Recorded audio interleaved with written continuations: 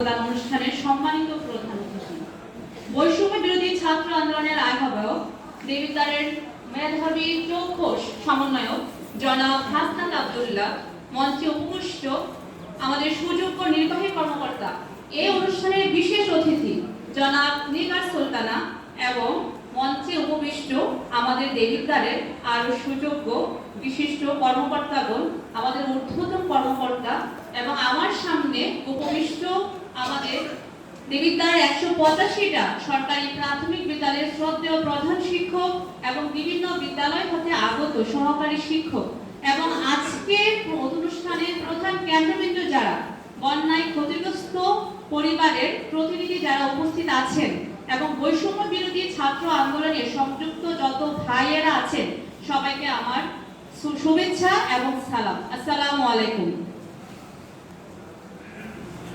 আমি আমার বক্তব্যের শুরুতেই শ্রদ্ধার সাথে স্মরণ করছি ২৪শে জুলাইয়ে এবং আগস্টে বিপ্লবের শহীদ এবং আহতদের প্রতি,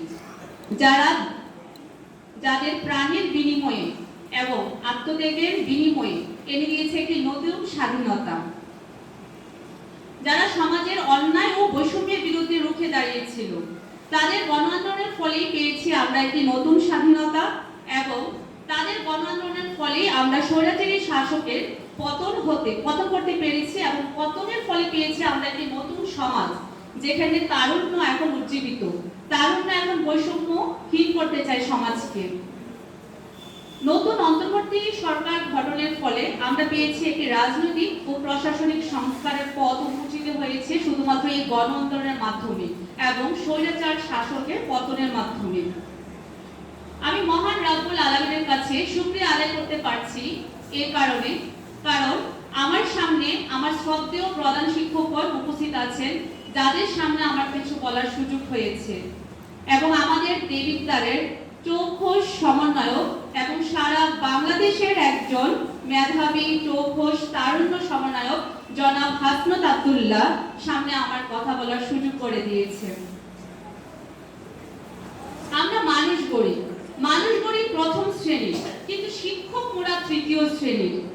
আসলে কি একজন শিক্ষক শব্দের সাথে তার তৃতীয় শ্রেণী শব্দটা কি ম্যাচিং হয়? আমার প্রশ্ন আমার নতুন প্রজন্মের কাছে। একজন শিক্ষক শব্দ কখনো তৃতীয় শ্রেণীর হতে পারে না।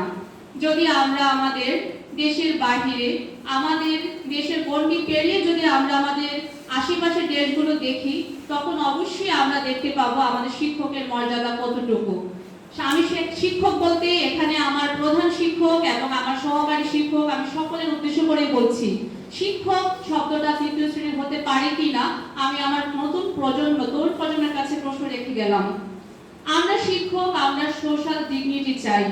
আমরা শিক্ষক, আমরা দিন দিন ভ্যালুলেস হয়ে যাচ্ছি সমাজে, শুধুমাত্র আমাদের পদ মর্যাদা এবং আমাদের শ্রেণীর মর্যাদার কারণে।